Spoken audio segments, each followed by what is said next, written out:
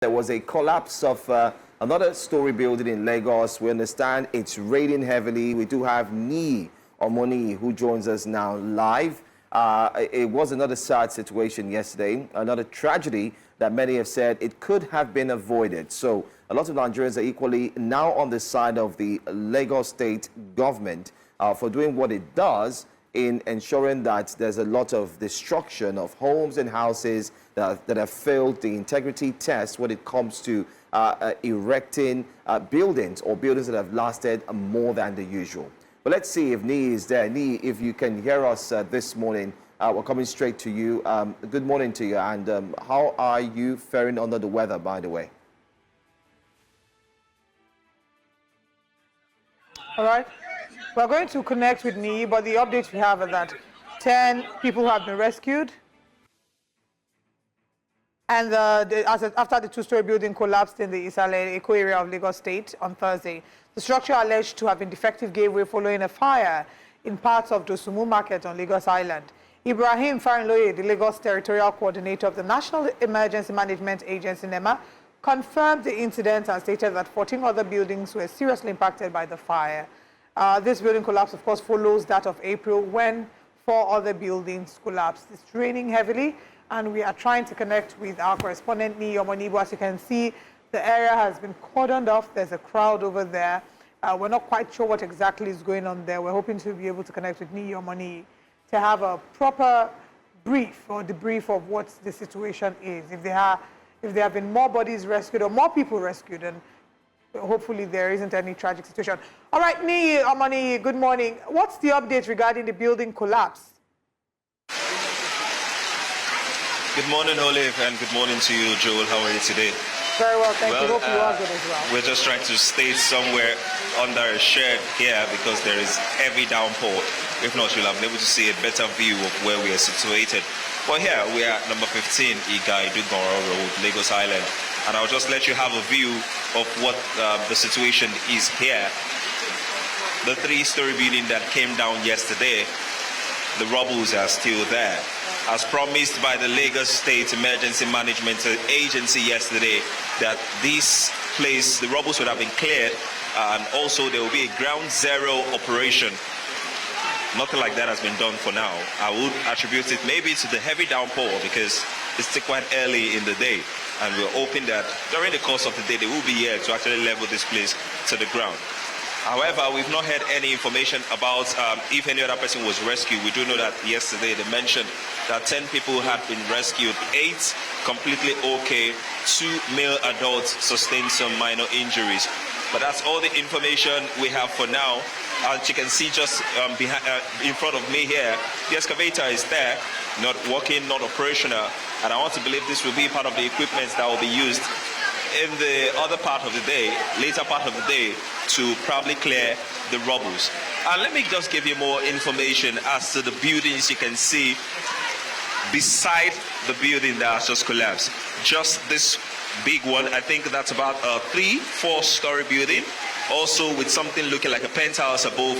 We don't know what the integrity is right now and how strong the structure is after the demolition. Also behind it there is an ongoing, would I say renovation or construction of another building just right behind it. And this has been one of the issues that have been raised across structures and buildings in Lagos Island as to how clustered these buildings are. And in case of structural deficit like this, what can be done? What should be done? And you know, the agency, the Emergency Management Agency mentioned yesterday that this building had actually been marked by the Lagos State Building Control Agency for demolition as a distressed building. And we can see some of those markings even across various buildings on the Lagos Island that are distressed. But why have they not been demolished even before now, before it came down like this? Those are the questions that are still left unanswered. But for now, we've not had any information as to if any other victim has been pulled out of this rubble you can see here.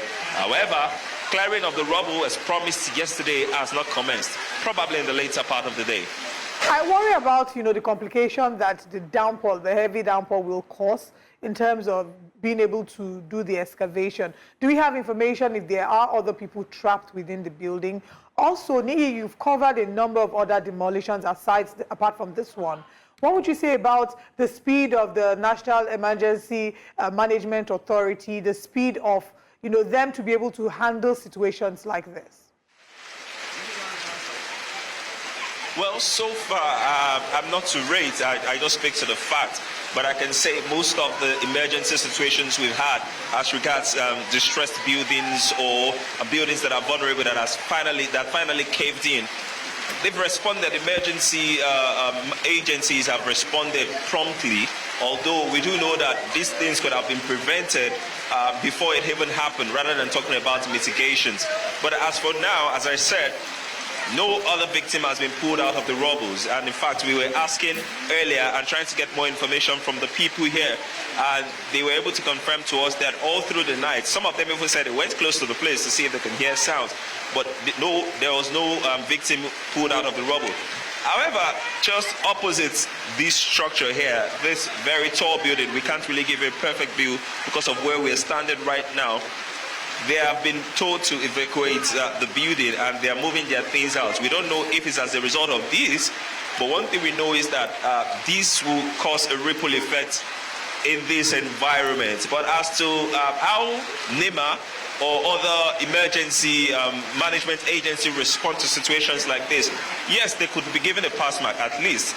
No fatalities have been recorded, because we know that if they had come a little bit later, especially for the scene of yesterday where we had 2 people pulled out, or even 8 people, 2 just sustained minor injuries, then of course we can say, okay, that's a pass mark. And that has been the record over time. But now should not be the time where we'll be talking about mitigation or saying we want to see how we can come through or come out of a problem. It should be talking about prevention, which is these buildings have been marked for demolition. Why are they not down as at now? Why wait till they cave in?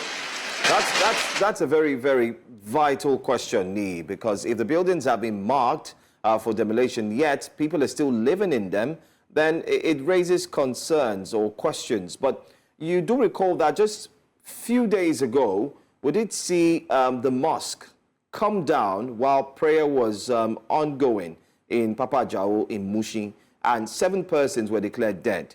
Others were said to have sustained different degrees of injuries here and there.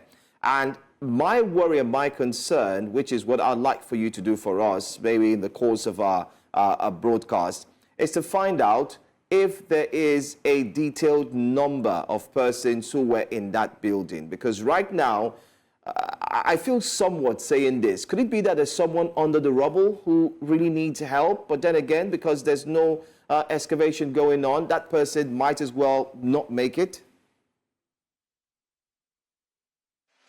Sorry, can you take the last part again, Joe? Yeah, I'm asking if you could find out for us if truly there is a number, if they have the number of persons who were in that building before it collapsed. Could it be that there is someone who is under the rubble there that needs to be rescued? Well, see, Joe, this tracks back to having information from the proper agency that has to do with erecting a building in the first place, because I want to believe that before you secure a permit to build or renovate a building, you would submit the names and possibly the number of contractors that are working. I do remember the 21-story building that came down, and also on Lagos Island, I think about 3 years ago, the 21-story building that came down. I remember those were part of the concerns, because the contractors, they didn't even know how many contractors were working on the project. The government didn't have accurate figures as to numbers of people or engineers or artisans that are supposed to work on that project. So there's no way to particularly determine that these are the numbers of people that are working on this project, then to now make proper rescue plans or operations on how to rescue them in case of any issues such as this. As for this, people can't even tell. Joe, if you look at this environment and just look at the building right behind it again. Now, I could tell for a fact from what I can see on screen that renovation is actually ongoing in that building. But there is no way on earth you would see people working in that place from here. And even on the other side, it's quite clustered as well. So when people are doing these operations, when they are building these places, rehabilitating these places, renovating these places, I'm not sure the Lagos state government or any proper agency has proper knowledge or adequate knowledge of what and who is working on what project. And I want to believe that this is why the Lagos state government in recent days has been going on a rampage, demolishing buildings and enforcing, calling for contractors and developers to get the proper permits to build, to erect a structure. Because even in Lagos today, you will see some buildings that have been marked for demolition, yet construction is still ongoing. And you will see the building construction, the agency come in, time out, try to enforce the law. And just as they leave, 2 days after demolition is, construction is ongoing again. So there is a place of enforcement, there's a place of reorientation, and there's a place of having adequate database to understand or to know how many people are working on this project. The first question is the Lagos state government even aware renovation is ongoing, was ongoing on this project? So those are the many questions they still need to ask, and I think it's still a long way to go. All right, Niyi Omoniyi, I mean, thank you so much for being fantastic and being our eyes and our focus at the recently crumbled, I'd say, building there in Lagos Island. Very sad, pathetic situation. We look forward to hear from you again, and to our viewers in our subsequent news bulletin. You can catch up with Niyi Omoniyi again when he brings the latest reports. Hopefully, NEMA will be there very soon to begin seeing if they could excavate or, bring out whatever they could bring out. Hopefully, others who may be under the rubble. Thank you, Niyi, for joining us. Thank you.